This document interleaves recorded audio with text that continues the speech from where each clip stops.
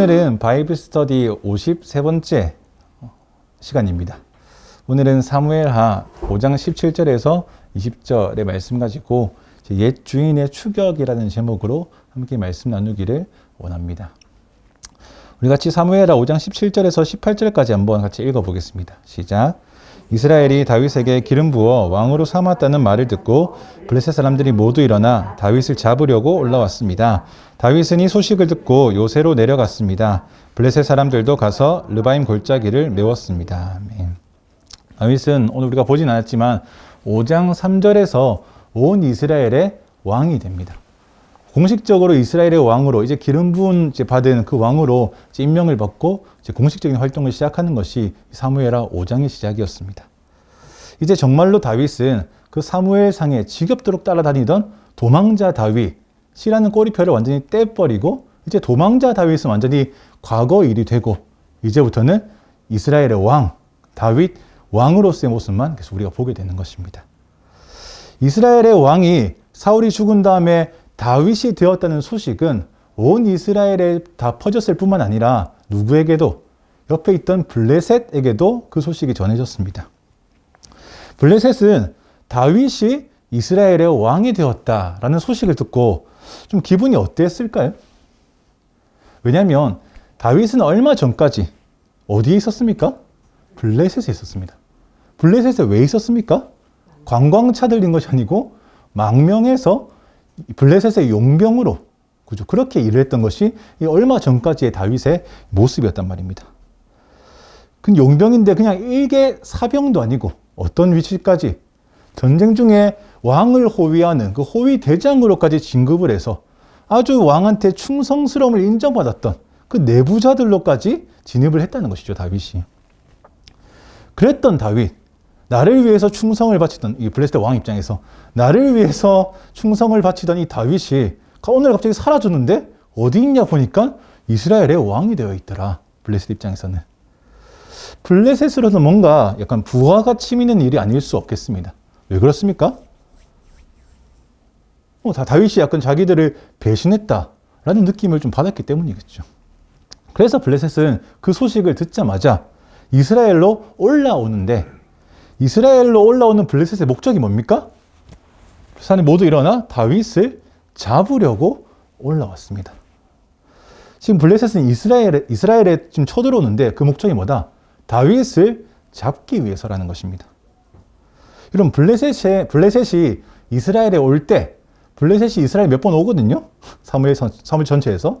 근데 올 때 다윗을 잡으러 왔다라는 이 표현은 굉장히 특이한 표현. 굉장히 특별한 표현입니다. 왜냐하면 그동안 사무엘서에서는 블레셋이 이스라엘에 올 때 뭐 하러 왔냐고 표현했냐면 우리 사무엘상 13장 5절에서는 블레셋 사람들은 이스라엘과 싸우기 위해 모여있다. 올라왔다. 17장 1절에서는 그때 블레셋 사람들이 전쟁을 일으키려고 유다 땅에 모여있다. 그리고 28장 1절에서는 그 무렵 블레셋 사람들은 이스라엘과 싸우기 위해 군대를 소집했다. 그러니까 블레셋은 이스라엘에 몇 번 왔는데 그때마다 싸우기 위해서 전쟁을 하기 위해서 군대를 모집하고 이스라엘 땅에 와 있다. 그런 식으로 계속 표현되어 있었는데 근데 사울을 잡으러 왔다. 이런 거 없단 말입니다. 그런데 유독 5장 17절에서만 뭐 하러 왔다? 다윗을 잡으려고 왔다라고 표현하고 있는 것입니다. 물론 블레셋이 다윗을 잡아서 하려는 게 뭡니까? 이제 왕 된 거 축하합니다라고 기념 파티 열어주려고 하는 것입니까? 다윗 잡아가지고? 물론 이스라엘을 치기 위해서, 이스라엘을 자기들이 정복하기 위해서 이겠지만, 근데 독특하게 여기서는 다윗을 잡으려고 왔다라고 표현하고 있는 것입니다. 그러니까 블레셋은 이스라엘과 전쟁하러 온 것이긴 한데, 블레셋의 마음이 이전하고는 조금 다르게 왔다는 것입니다. 이 블레셋이 다윗을 잡으려고 왔다라고 표현한 이유가 뭐냐면, 지금 블레셋은 아직까지 다윗을 자기들이 부리던 용병, 자기들 소유라고 생각하고 있기 때문에 그렇습니다. 그러니까 블레셋의 생각은 이런 겁니다. 아니, 저 다윗이란 놈은 아주 오래전에 제 친구가 어릴 때는 그 다 골리앗을 죽이면서 우리의 원수처럼 그런 명성이 자자한 친구긴 했지만 도망자가 된 이후로는 떠돌이 생활하다가 나중에는 안 되겠는지 자기 스스로 머리를 숙이면서 블레셋에 망명해 온 자다. 블레셋에 충성하면서 우리가 시키는 일 잘 해온 자인데 지금 이스라엘의 왕이 되다니. 우리가 부려먹던 용병이 이스라엘의 왕이 되다니. 이제 이스라엘도 별거 아니네. 왜? 저 이스라엘의 왕이 내가 부리던 신하였어. 용병이었어. 이 얘기하는 것입니다. 내가 저 다윗에게 살 곳을 내어주고 시글락을 내어주고, 그래서 얼마 전까지도 저 다윗은 시글락에서 거주하면서 전쟁하러 갔다가 좀 괜찮은 전리품이 있으면 나한테, 블레셋 왕한테 조공을 바치는, 양과 소와 좋은 것들을 갖다 주는 그런 자였다.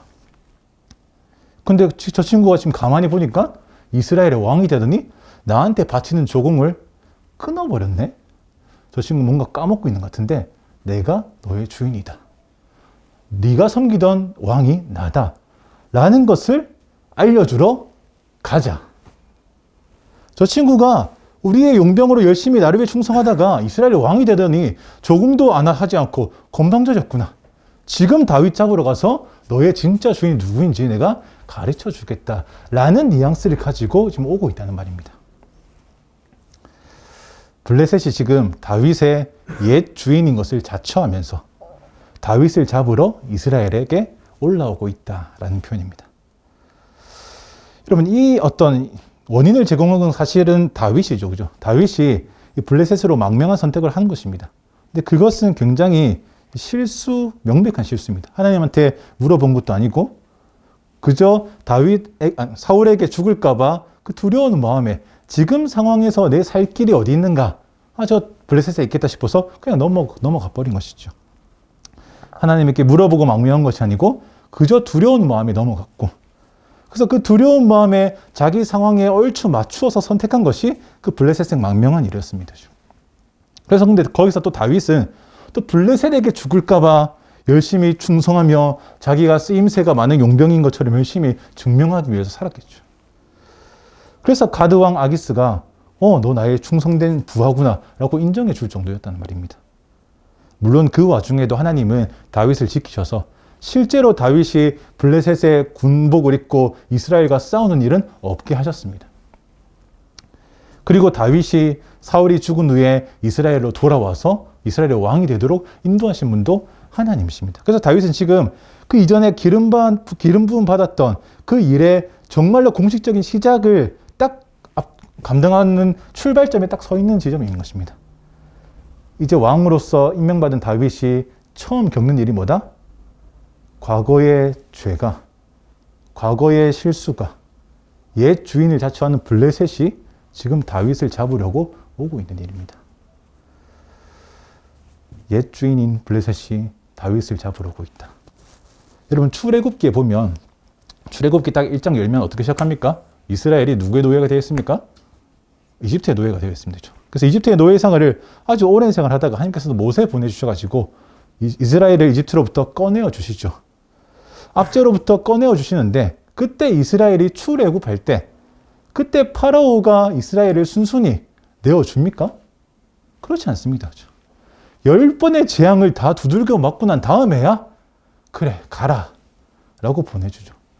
10번을 맞으면서도 끝까지 잡고 있던 이집트였습니다. 근데 더 놀라운 건 뭡니까? 10번째 재앙 맞고 가라 했는데 그새 또 마음 변해가지고 잡으러 가자라고 출동합니다. 그죠? 그래서 이스라엘은 도망치는 중에 또 이집트가 이스라엘을 추격하여서 막 달려가죠. 어디까지? 그 홍해 앞까지 달려갑니다. 그죠? 여러분, 이 옛 주인의 추격이라는 것은 이렇게나 끈질긴 것입니다. 이스라엘의 옛 주인을 자처하던 이집트의 추격은 그렇게나 끈질겼고, 지금 다윗의 옛 주인을 자처하는 블레셋도 굉장히 끈질기게 다가오고 있는 것입니다. 여러분, 우리의 또 옛 주인을 자처하는 것들이 있습니다. 그죠? 우리의 옛 주인을 자처하는 이 죄악된 어떤 세상과 우리의 죄들, 우리가 죄의 종로를 타던 시절에 우리가 주인 삼았던 그 모든 죄들이 우리를 쉽게 풀어주지 않습니다. 내가 좀 이제 떨어졌다라고 싶어질 때쯤 우리의 옛 주인을 자처하던 그 죄들이 우리를 막 맹렬하게 추격해 옵니다. 그래서 여러분, 우리가 그리스도인 됐다는 것은 하나님을 따라가는 사람이 되었다라는 것과 동시에 옛 주인 노릇하는 죄들이 우리를 또한 추격하고 있다. 우리의 옛 주인들이 나를 추격하고 있다. 우리는 하나님 향해서 달려가고 있고 우리의 옛 주인이 우리를 향해 추격해오는 이것이 우리가 그리스도인 되었다. 라는 말을 이렇게 또 풀어서 이야기할 수 있는 것입니다. 사탄 마귀가 하는 일이라고는 우리가 죄를 등지고 하나님께로 돌아선 이 우리의 상태를 다시금 하나님을 등지고 죄를 향해 바라보는 이 상태로 그래서 돌리기 위해서 우리를 유혹하고 어떻게 속이려고 하고 온갖 짓을 다 하는 것입니다. 여기서 우리가 조심해야 할 것은 우리가 여러분 이전에 지어본 적 없던 새로운 죄를 짓지 않기 위해서 애쓰는 것도 또 중요하지만 사실 우리의 대부분의 함정과 실패는 어디에 있습니까? 우리가 이전에 지었던 죄를 다시 반복해서 짓는데 거기에 있습니다. 이제 막 은혜 받고 하나님의 어떤 살아계심을 막 풍성하게 느끼고 기쁨이 충만할 때는 내가 과거에 지었던 죄가 얼마나 추악한지 막 몸으로 막 느껴지기 때문에 그거 다시는 쳐다보지도 않을 것처럼 막 보여지지만 조금 시간이 지나고 뭔가 무뎌지고 예배의 감격이 좀 줄어들고 기도 좀 안 하게 되고 이렇게 되다 보면 다시 우리 손이 슬그머니 이 과거의 죄를 막 더듬어 가기 시작합니다. 더듬어 갈 뿐 아니라 어떤 그 죄를 짓는 장면에 막 우리 머릿속으로 시뮬레이션을 합니다. 머릿속으로 시뮬레이션 된 그 죄는 결국 우리의 행동으로, 우리의 마음을 장악해서 행동으로 나오게 되어 있습니다. 그래서 우리는 이전에 넘어진 그 자리에서 똑같이 넘어지는 것입니다. 여러분, 반복되는 죄, 우리가 넘어진 데서 또 넘어지는 것만큼 우리를 아프게 하는 일은 그렇게 많지 않습니다. 그 죄는 넘어진 데서 또 넘어지게 만드는 그 반복되는 죄는 여러분 우리를 아주 낙심하게 만듭니다. 이 반복되는 죄가 우리에게 미치는 진짜 안 좋은 악영향은 뭡니까? 반복되는 죄가 우리에게 미치는 진짜 안 좋은 영향은 우리가 스스로 역시 나는 이 정도밖에 안 되는 사람인가 보다 라고 스스로 그렇게 여기게 만드는 데 있습니다. 뭔가 열심히 잘 해보려고 하다가도 똑같은 자리에서 또 넘어지고 또 넘어지고 또 넘어질 때마다 나는 그냥 요 정도인 놈인가 보다. 나는 그냥 여기까지인가 보다. 나는 원래 이런 스타일인가 보다. 나는 원래 이런 악한 것을 가지고 태어났나 보다. 맞지만 마치 우리가 지금 이런 모습으로 하나님의 은혜를 구하는 것이 해서는 안 될 일처럼 여겨지게 만드는 것이 반복되는 죄들의 아주 악한 영향이라는 말입니다. 즉각 회개하여 다시 하나님의 도움을 구하면 되는데 그렇게 하지 못하게 만드는 것. 그래서 어떻게 우리의 마음이 바뀝니까? 내가 지금 이 죄를 내가 좀 잘 정리해 본 다음에 이 죄가 좀 잘 정리되면 그때 다시 예배 자리에 가보자. 이 죄가 내가 스스로 좀 잘 정리를 해서 좀 이렇게 치워놓은 다음에 다시 기도의 자리에 가야 뭔가 면목이 있지. 라고 생각하게끔 만드는 이런 요상한 생각을 하게 하는 것이 반복된 힘이 우리 가운데 주는 영향이라는 것입니다. 그래서 우리는 여러분 이 옛 주인과 싸워야 하는 것입니다. 싸워도 그냥 고만고만하게 싸우는 것이 아니고 피 흘리기까지 싸워야 한다는 것이죠. 피 흘리기까지 죄와 싸우는 모습이 회심한 우리의 정상적인 모습이어야 하는 것입니다. 싸우지 않고 잘 넘어가는 다른 방도는 없습니다. 적어도 이 영역에서는 평화주의라는 말이 설 자리가 없는 것입니다. 지금 내 주인은 하나님이십니다 라고 고백하면서 우리의 죄의 종노릇하던 시절의 모습과 손잡을 수 없다는 것입니다. 하나님의 백성으로 살아가는 동시에 이전에 즐기던 죄악된 세상을 계속 즐기고 있을 수 없다는 것입니다. 우리는 영원한 주인이신 하나님께는 계속 순종하는 것이고 우리의 옛 주인을 자처하는 죄의 문제와는 끊임없이 싸워야 하는 것이죠. 저는 종종 여러분 이런 이야기를 듣는데 좀 약간 항상 좀 나이가 있으신 분들인데 본인은 옛날에 놀 만큼 놀아봐서 이제는 그런 문제에 넘어지지 않는다 이렇게 말씀하시는 분이 있습니다. 옛날에 놀 만큼 놀아봐서 지겨워서 이제는 그런 죄 안 짓는다 이렇게. 저는 사실 그 말 믿지 않습니다.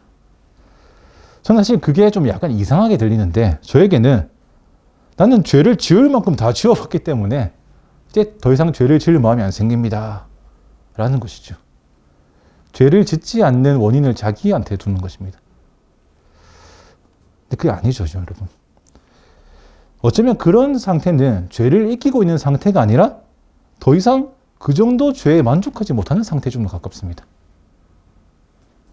그 정도 죄는 죄가 아니라고 여기는, 오히려 죄에 대해서 굉장히 무딘 상태로 바뀌어가고 있는 것과 같다는 것입니다.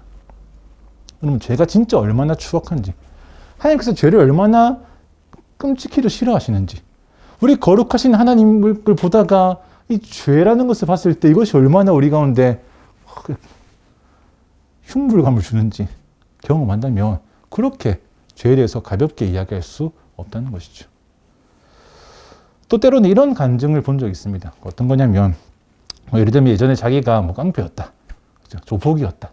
근데 지금 내가 은혜받아 회개해서 이제 과거를 청산하고 이제 새로운 삶을 살고 있다. 이런 이제 간증을 제가 몇 개 본 적이 있는데, 제가 그렇게 인생의 극적인 변화를 한 사람, 그 사람에게 하신 하나님의 역사를 제가 부정하거나 그런 거 아닙니다. 저도 그런 이제 간증을 듣고 한 개인에게 크게 역사하시는, 아주 급격하게 역사하시는 하나님의 일들을 듣고 보는 것은 굉장히 귀중한 일입니다. 근데 뭐가 의아하냐면, 제가 그런 간증을 봤을 때 어떤 분은 그렇게 하시던데, 과거에 자기가 깡패였다, 조폭이었다는 이야기 하시면서 자기가 그동안 사람들을 어떻게 괴롭혔는지 이야기하기 시작하시는데, 근데 그분의 말솜씨가 얼마나 좋은지 무슨 무용담을 풀어내는 것처럼 자세하고 세세하게, 그리고 또 즐겁게 다른 사람을 괴롭힌 얘기들을 막 하는 것입니다. 자기가 과거에 얼마나 나쁜 사람이었는지를 말하고 싶었던 모양인 것 같은데, 근데 그 열정이 얼마나 지나셨든지 간증이 이만큼 있으면 이만큼을 자기가 사람 괴롭힌 이야기를 하다가 마지막에 은혜 받은 이야기 잠깐 하고 내려가시더라고요. 내용을 제가 자세히 듣지 않았다면 이만큼을 무슨 자랑거리 이야기하는 것처럼 제가 착각했을 것입니다. 이런 좀 핀트가 어긋난 간증. 근데 이런 류의 간증이 좀 내용은 달라도 모양은 비슷한 것들이 좀 꽤 있습니다. 이 사람은 그냥 사람을 괴롭히었던 그런 이제 폭력적인 사람이었지만, 또 반대로 과거에 자기가 얼마나 잘 나갔느냐, 경제적으로. 이런 것을 또 이야기하시면서 자기가 예수님 믿기 전에는 이렇게 돈을 쓰고 다녔다. 거기까지는 괜찮은데, 근데 그것을 또 굉장히 즐겁게 내가 돈을 이렇게도 써보고 저렇게도 써보고 이만큼이나 써봤습니다 라고, 자기가 그렇게 돈 잘 버는 사람이었다고 그 시절을 부끄러워하는 게 아니고 마치 즐거운 시절이었던 것처럼 이야기를 하는 것. 저는 그런 좀 장면을 볼 때마다 사실은 제 얼굴이 막 좀 화끈거립니다. 저는 그런 상황을 보면 저 사람 왜 자기 죄를 자랑하고 있는가, 그렇게 느껴지기 때문에 그렇습니다. 그러면 사도 바울을 생각해 본다면, 바울도 회심하기 전까지는 아주 잘 나가던 핍박자요, 폭행자요, 회방꾼이었습니다. 자기가 그렇게 얘기하죠. 근데 여러분, 바울 서신서를 보면 아시겠지만 생각보다 바울이 자기 과거 이야기를 하지 않습니다. 생각보다 바울이 자기 과거에 어떤 사람이었는지 그걸 크게 언급하지 않습니다. 진짜 필요할 때만 한 번씩 이렇게 언급을 하는데, 디모데전서라든지. 근데 그때 바울이 자기가 과거에 어떤 사람인지 언급하는 것을 보고 있으면, 지금 바울이 과거의 자기 모습을 얼마나 부끄러워하고 있는가, 바울이 지금 자기의 과거 모습을 얼마나 아파하고 있는가, 얼마나 슬퍼하고 있는가, 무릎 꿇는 마음으로 그 이야기를 하는 것을 봅니다. 바울이 자기를 나는 죄인 중에 괴수다라고 했던 이 표현도 자기가 과거에 어떤 사람인지를 말하면서 그렇게 표현한 것입니다. 회심한 자의 정상적인 모습은 그런 것입니다. 죄악에 빠져있던 자기 모습, 회심하기 이전의 삶에 대해서 얼마든지 말할 수 있지만, 근데 그 말은 내가 하나님을 떠나 얼마나 무의미하게 살았는지, 얼마나 무익하게 살았는지를 괴롭고 아픈 마음으로 이야기할 수밖에 없는 것이라는 것입니다. 하나님을 주인 삼지 않고 죄의 종로를 타면서 엉뚱한 것을 즐기며 살았던 그 시절을 그렇게 아파하고 그렇게 괴로워하지 않으면, 그것은 그저 아파하지 않고 괴로워하지 않는 것에서 그치는 것이 아니고 과거로 돌아가는 길을 매일매일 쓰다듬고 있는 것하고 똑같은 것입니다. 내가 다시는 과거로 돌아가지 않겠다, 다시는 내 과거의 모습을 바라보면서 그것을 즐거워하지 않겠다, 이 아픈 마음으로 그 시절을 아까워하고 들끓는 마음으로 아파하지 않으면 우리는 자연스럽게 다 과거로 돌아가는 그 길을 매끈매끈하게 만지고 있는 중이라는 말입니다. 또 어떤 분들이 이런 말도 합니다. 나도 옛날에 놀을 만큼 좀 놀아볼걸. 나도 예수님 믿기 전에 좀 이렇게 실컷 좀 다 놀아보고 나중에 좀 예수 믿어서 이렇게 할걸. 제 마음이 무너지는 이야기입니다. 사실 아무것도 모르시고 하시는 말씀이죠. 여러분, 과거에 놀 만큼 놀았으면 과거에 놀았습니다로 끝나는 일이 아니죠. 그죠?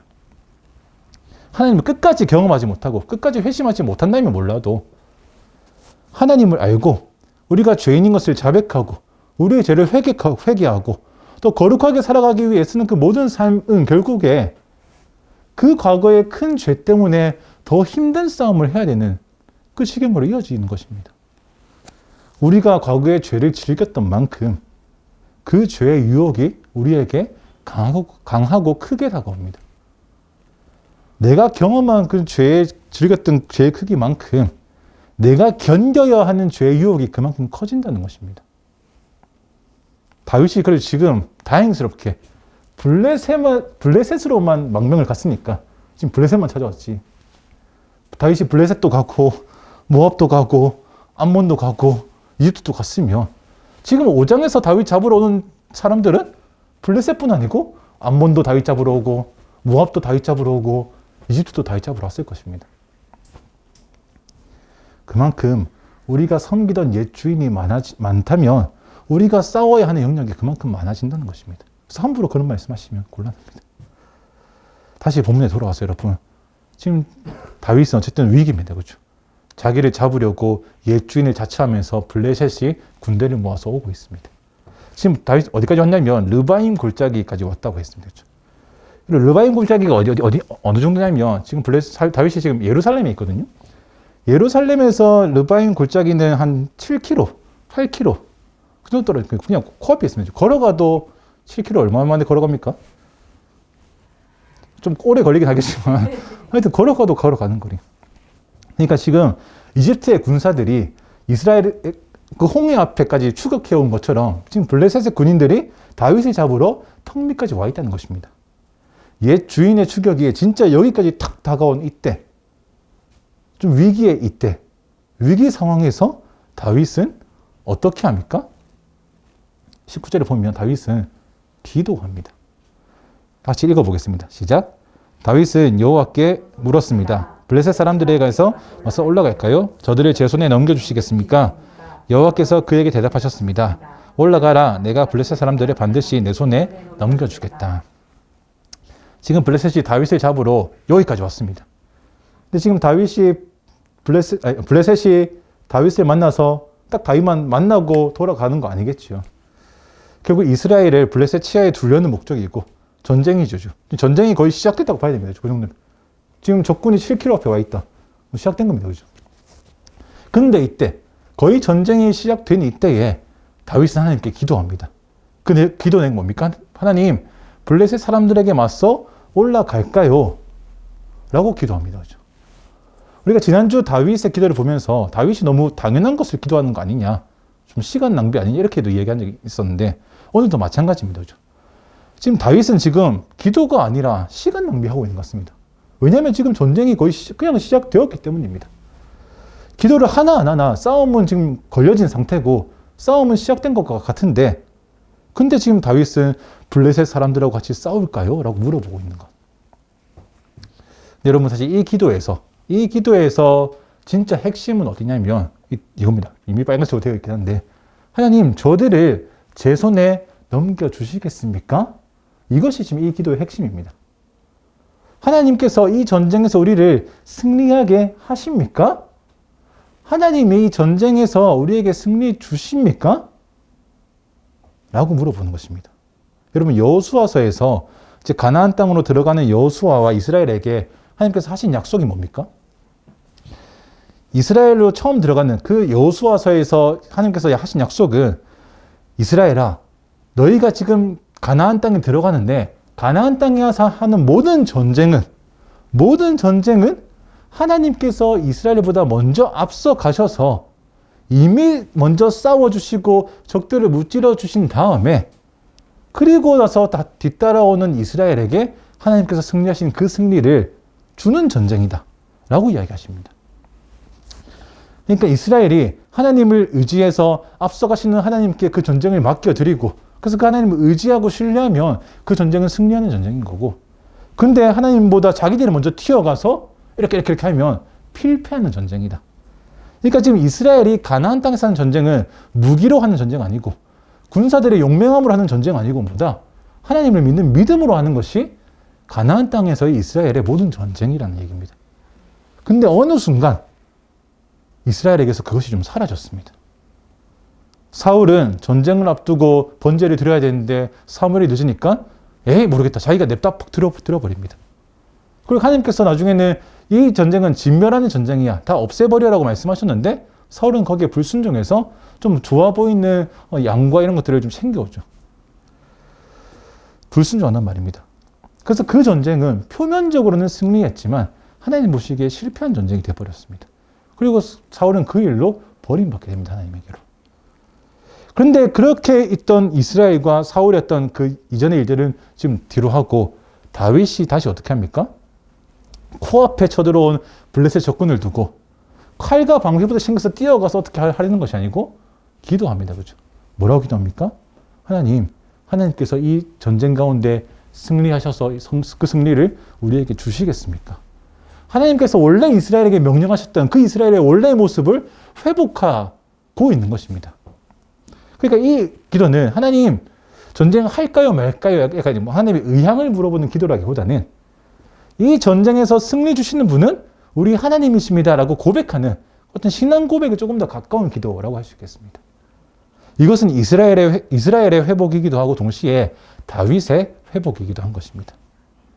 다윗이 이전에 하나님이 아니라 그 블레셋의 왕 아기스를 주인 삼아 충성했던 그 과거로 인해서 그 옛주인 블레셋이 다윗을 잡으려 맹렬히 추격해오는 이때에 옛주인이 다윗을 잡으려고 코앞까지 찾아온 이때에 지금 다윗은 뭐라고 고백하는 것입니까?